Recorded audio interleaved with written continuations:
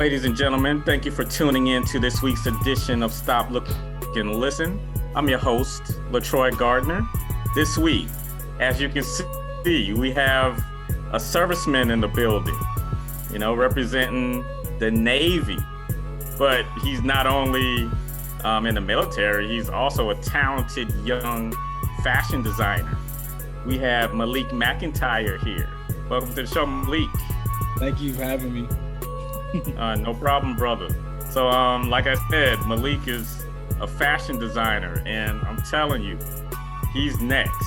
Like, from viewing his website and seeing his designs, like, I'm a fashionista, people. So, I'm I'm impressed. I'm impressed by his designs, and I think it's really about to make some noise. So, the name of his company is called Kash Kouture.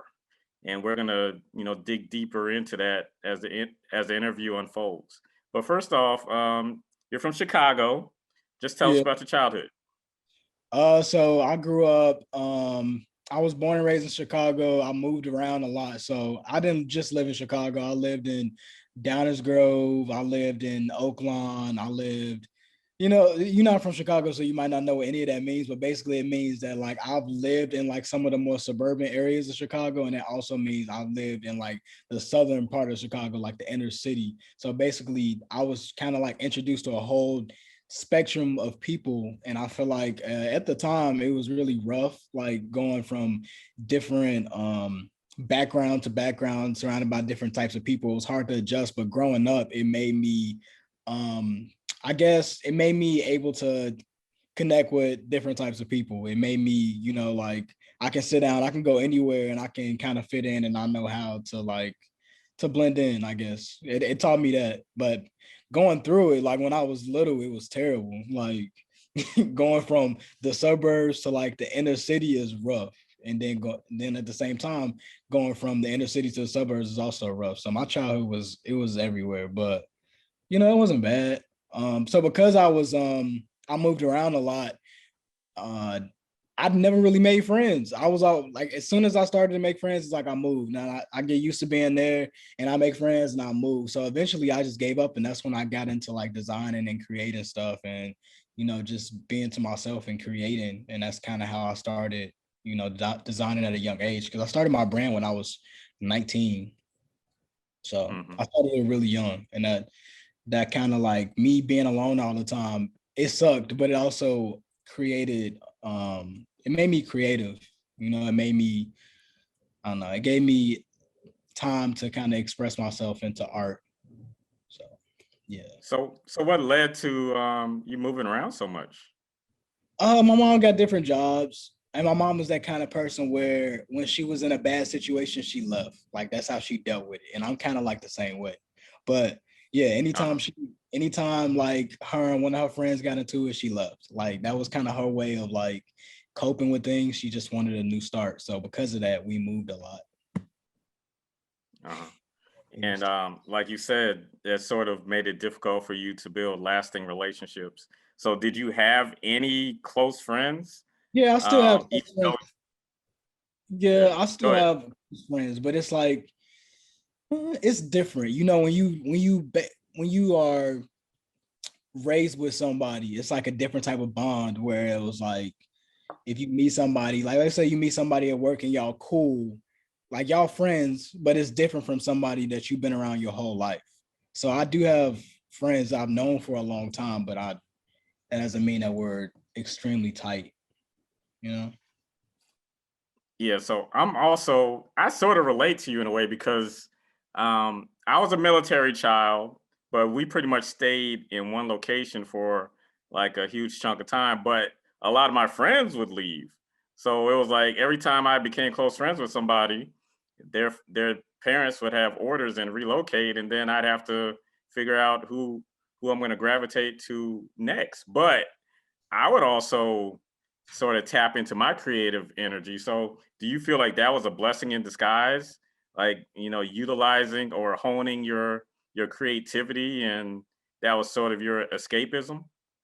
I think so. I think it was like a blessing and a curse. Like in the moment, it just all seemed like it was bad, but looking back, a lot of good things came from it as well. Okay. So So you obviously, like we said, you've tapped into your um, designing, but was that the only way that you express your creativity besides no, fashion? actually, I used to write songs. I used to write books. Like I did a lot of stuff. It wasn't just fashion. Fashion was just the only thing that kind of stuck. Like all through middle school, I would get in trouble all the time because instead of like taking notes in class, I would just be writing books. Like all of my notebooks would all of my notebooks basically would just be full of comic books and like books that I would write. I would write books. I would write books. I would write songs. What else did I do? I did drama club for a little while, and then I just quit. But I did a lot of artsy stuff. Right.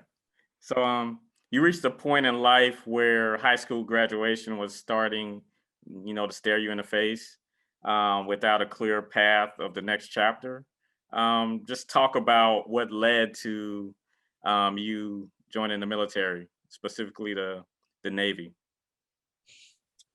So I think it was like the third quarter. All of my friends was like applying to different schools, and they're like, "What school you going to?" I'm like, "I have no idea." Like, I didn't know what I wanted to major in. I knew that like my passion was designing and art, but everybody kept telling me, "Don't go to school for that because it could be a waste of time and money." And I was just super indecisive about what I wanted to do in general. So then at lunch, and at lunch class, this Navy recruiter told me that she would get me out of my last period class if I went to take the military test. I had no intentions of actually joining the Navy. I just didn't want to go to that class because I didn't do my homework that day. So I was like, I don't want to go. I ended up taking it, and she told me that I scored really high, and then she was like, "You can get any job that you want to, basically in the Navy with this the test score that you got." And I went home and I told my mom, and she was like, "That's it, you going." I'm like, "What do you mean?" She was like, "This is the best option for you because you're so indecisive and you don't know what you want to do." She was like, "Trust me, you would waste a lot of money, majoring in something that you really aren't passionate about. So I feel like you should go to the Navy and figure out, use that time to mature and figure out what you actually want to do." So she basically forced my hand. Like she was like, "This is the option. Like this is the only thing that I will support you doing." So I went. And actually, it turned out everything that she told me came true. Like literally everything she said came true. Like the time I spent in the Navy, I spent like perfecting my craft and also figure out who I am as a person and like what I want to do with my life. Like all the Navy basically helped shape me into, coming into my identity and what I wanted to do. So I don't know where I would have Mhm. ended up if I would have just jumped into college. And I don't even know what I would have majored in, but it probably would have been something that I wasn't passionate about. True. So how long have you served? Uh, this coming July, it will be 6 years. Hmm. Okay. Where have you been stationed? I know you're in Hawaii now. Is that the only place you've been?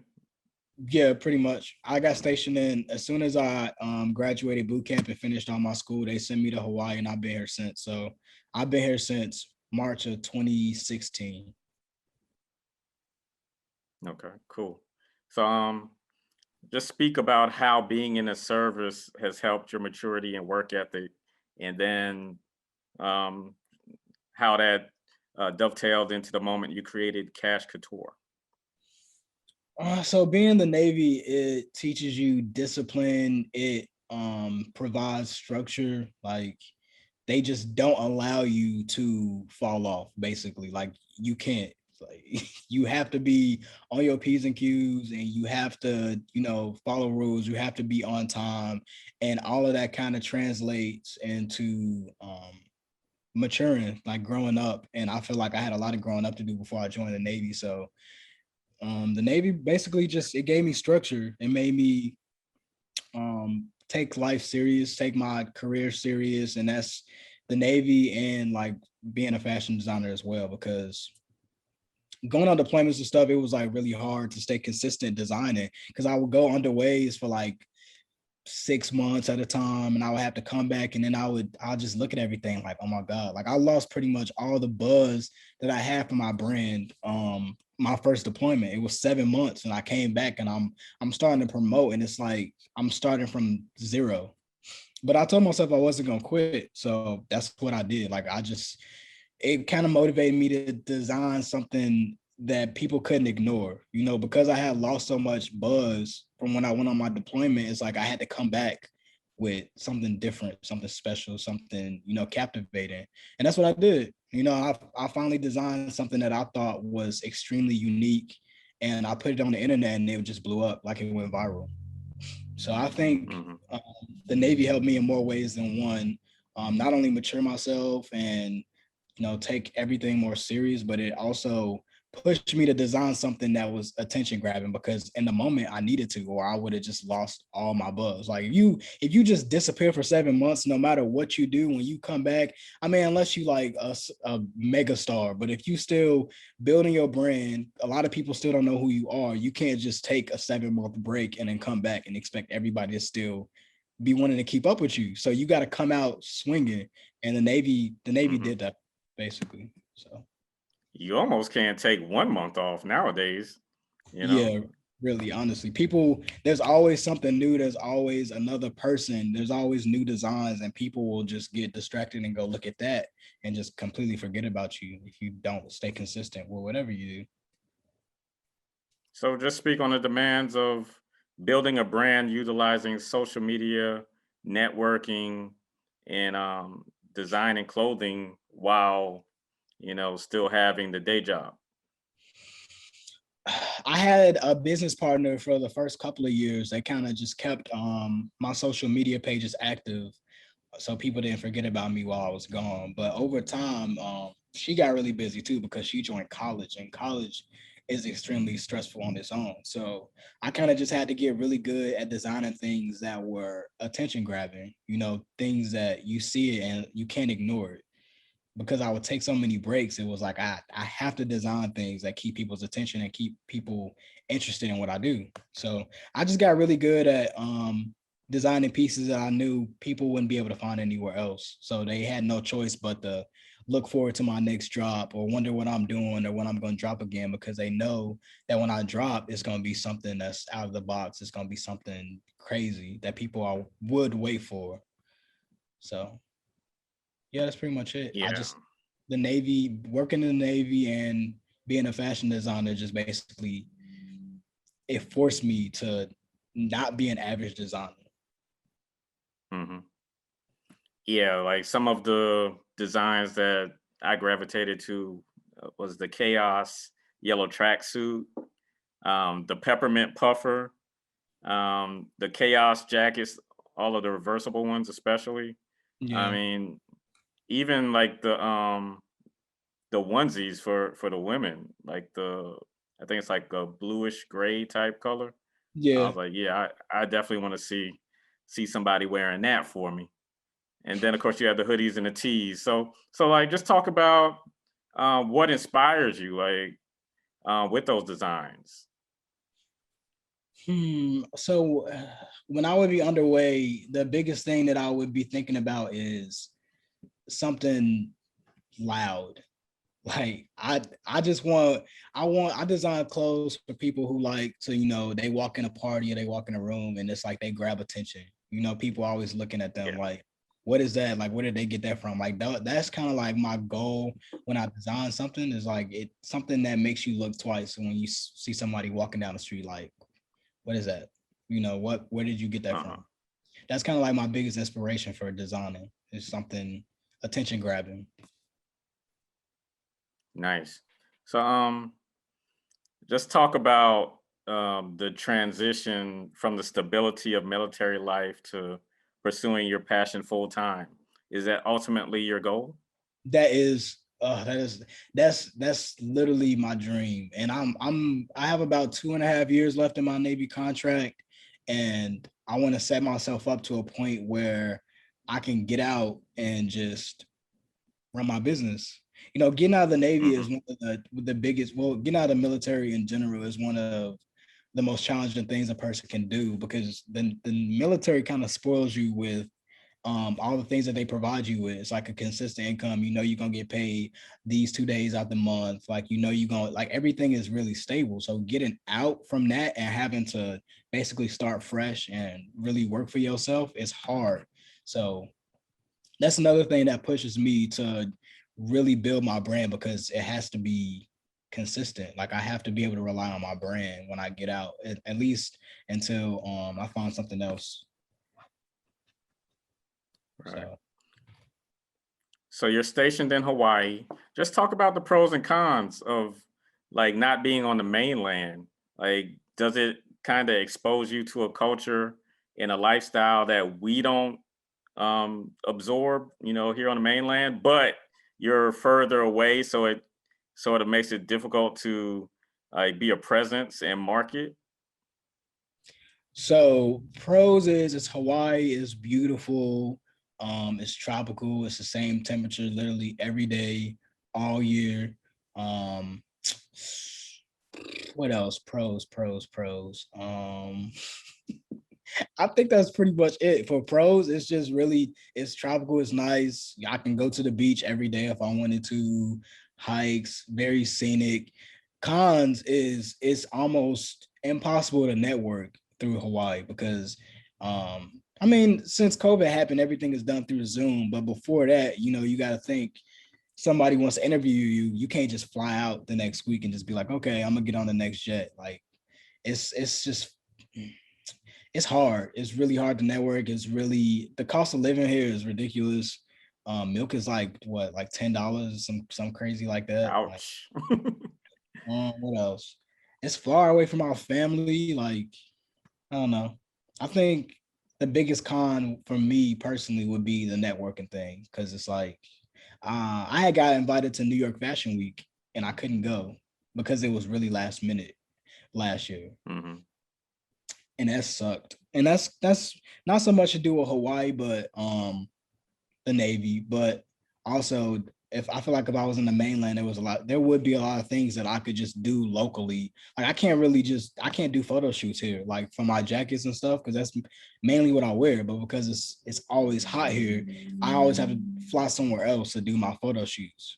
So that's another Uh-huh. con that comes with it too. So I don't know. I wouldn't want to live here, like if I wasn't in the Navy, but it's a great place to be and vacation and stuff like that. But if I had a choice, I definitely would not be in Hawaii. Right. So how did you come up with the name Cash Couture? How did I come up with that name? I don't know. I came up with that name when I was like 17. Like, how did I come up with that name? I think it just came to me, honestly. Like, I was like, I want to start a brand. At first it was Cash with a C, and I'm like, and I made it a K. And I think I just added the couture to it, just to fill the name out. But I rebranded a couple of months ago to Cash by Malik, just to kind of throw my name in it, because at first my name wasn't in the brand at all. So I wanted to make Hmm. sure people knew who I was, you know, when they saw the brand. So I added my name to it. And I used to go by Mr. Cash. Like, that was my Instagram handle, that was my Twitter handle. It was all Mr. Cash. And then people kept seeing my jackets, but they would never know that it was me. So I'm like, okay, so I'm gonna change my name so people actually know my name. So now I go by Malik McIntyre. So all my Instagram and my Twitter handles, Facebook, it all says Malik McIntyre. Okay. So you have a separate line for men and women, and then also some of the designs are unisex. Yes, some of the designs are unisex. The puffers are unisex. The jogging suits are unisex. But the jackets, the reversible jackets, are gender specific only because they fit different. Like, the women's ones are a little tighter, the busts are smaller, and then some of them are cropped, and the men's are, you know, just bigger. Okay. Are any plans to release a children's line or to get into footwear as well? I do have a plan for a children's line. Footwear, not so much, but I definitely want to do children's. I think I'm gonna get into that this upcoming fall winter. Okay. So, like, just tell us about I guess, the design that is sort of the flagship design that's in a lot of the puffer coats, especially. It's like Um, go ahead. it's the chaos print. Hmm. So the chaos print is that when I went on my first deployment, I'm like, I need something loud. I need something different. And that's when I came up with the chaos print. It's just like, I don't know how to explain it. It's like spray paint. Like if you were to go like walk through an alley and you would see like graffiti spray painted on the walls, and that's kind of like what it reminds me of. It's so colorful. Like it's literally every color of the rainbow and like just this wild spectrum. I don't know. It's like art. That's how I look at it. It's like art on clothes, and I love it so much. Right. Like, but yeah, it's definitely it's captivating to look at. It's eye catching. Like I love it. I love the chaos design, and that's pretty much what I'm mostly known for, the chaos buffer. Hmm. Yeah, I love it myself. So just talk about the sizing. Is everything made to fit, or is it a little baggy, or is it like Chinese clothing, a few sizes too small? I would say all the jackets fit true to size, a little on the smaller size. I have all the size charts on the websites, but I don't know. I like my clothes to fit. Like I like it. I like a real good fit. Like not a tight fit, but I want it to fit and make it look like it was made specifically for me. So that translates into my sizing and how I design my jackets. So if somebody were to order one of my jackets, I would tell them if they don't like, some people like the clothes to be a little oversized. So I feel like if that's the case, you should definitely order a size up. But if you want it to be fitted and fit your body how, you know, exactly fit, then order as is. But I like my clothes to fit as is. Like I like it. I don't like it to be too big. So that's how I design my clothes. I realized later in the game, I realized like everybody don't think like me. So I had to make Hmm. adjustments to my size charts as time went forward because people would be like, oh, this fits a little tight. So I'm like, okay. So as time went forward, I started making them bigger and bigger to where it's like more of a, I guess, more comfortable fit. But when I first started off, Right. everything was like, I don't know. I like my clothes tight. I don't know why, but yeah. So now, I definitely adjusted my size charts with this last drop. But a couple of years ago, it was always like as is. Right. Any plans like down the road to open a brick and mortar once you return to the mainland, or do you think keeping it online only will be the best plan? I definitely want to open a store. That's another one of my dreams, is to open a store and just run my store, and then that's just be my life. Like it sounds, it's literally a dream. I know that it's possible and I can make it happen, but right now I'm still in the like thinking, planning out phase, and it just seems like a dream. But I know I'm gonna make it happen, and when I make it happen, I'm gonna be so happy. Like that's my dream, just to open a store, run my store, promote myself, and just live life like that. But I definitely want to do that. I think I want to open my first store in Atlanta. I think that's why I want to do my first one Mhm. because Atlanta is a really hot city. It's real fashion forward. Everybody's always looking for the next new thing. Everybody's always in Atlanta. I think it would just be a smart business move. So Yeah, put it in Lenox Mall. yeah, maybe. So, were there any designers that inspired you? That you was like, I want to be like Carl Kanai or Ralph Lauren or you know, Russell Simmons with Fat Farm. Um, some of my biggest inspirations are Telfar. Telfar is a big inspiration to me only because I seen them go from like a pretty normal brand to like a it brand. Like everybody wants a Telfar bag now, and it's so amazing to see that as a black business like to happen like that. So that's definitely one of my biggest inspirations when it comes to running my business, Telfar, because I seen it and it kind of just made me feel like if they can do it, then I can do it. Hmm. Virgil Abloh is another big one of my inspirations. Another black designer collaborating with Louis Vuitton. Seeing him on all the high end fashion magazines. It just I look up to black fashion designers and black businesses because it just make me feel like I can do it too. Yeah. So probably before your time, but when I was growing up, like Carl Kanai, Fubu, Cross Colors, they would intentionally um, put their clothes on hip hop artists and athletes, and like Fubu with LL Cool J, for example. And I think Carl Kanai had Tupac wearing Carl Kanai boxers in one of his videos.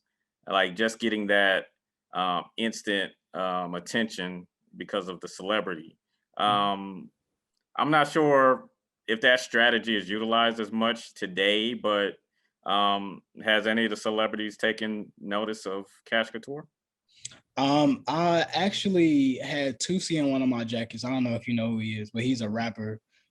He wore one of my jackets and the pictures went viral and I got a lot of attention through that.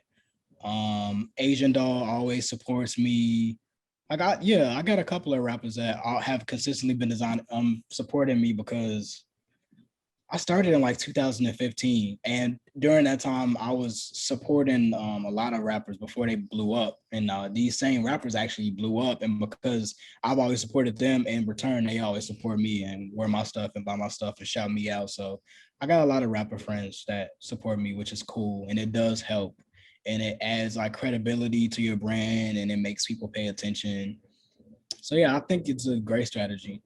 But my most recent one was Tusi, and when he wore it, it was like everybody wanted it. Mm-hmm. So let's reiterate. You started Cash Couture at 19 years old. Mm-hmm. For those that always feel like they have these dreams and aspirations, but they're not old enough, or they're afraid to start a business, just shed light on what it took for you to get to this point.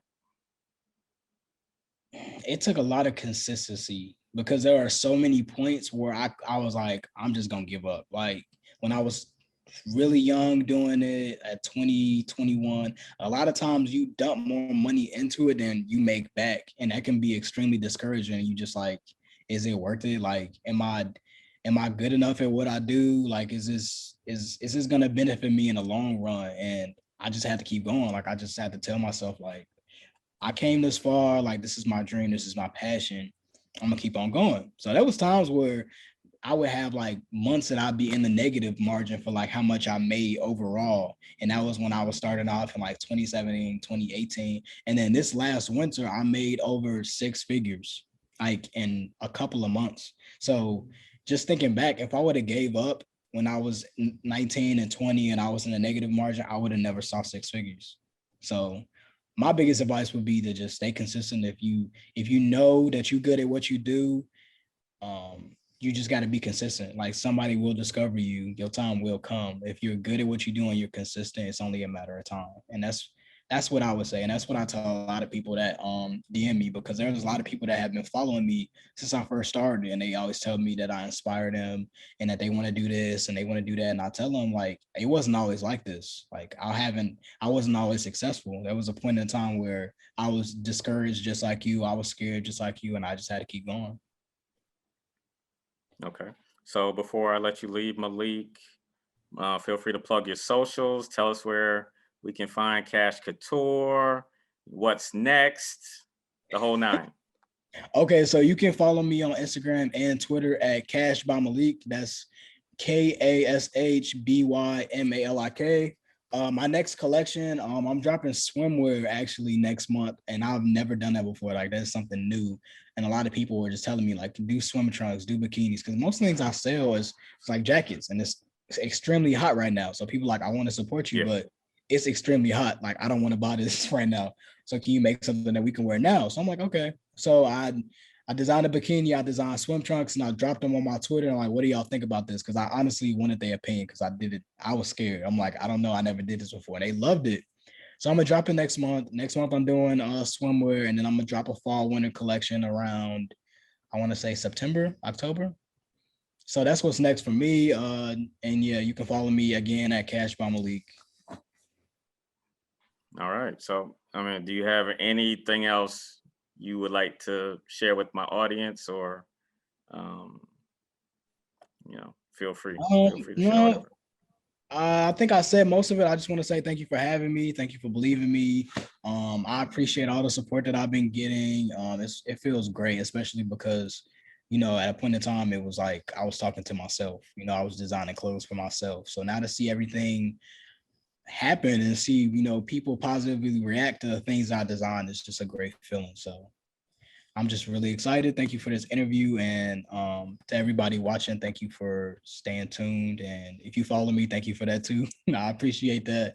And yeah, I'm excited for the future, and I'm excited for everybody to see what's next for me. All right, no doubt. Malik, thank you for one, serving our country, but never letting your creative juices wane, and continuing to hone those skills as well, and staying dedicated to it. So the hard work definitely pays off. Like I said, I think you have something here with Kash Kouture. Looking forward to seeing what else is on the horizon. And for Stop, Look, and Listen, I'm your host, LaTroy Gardner. See you next week. Peace and blessings.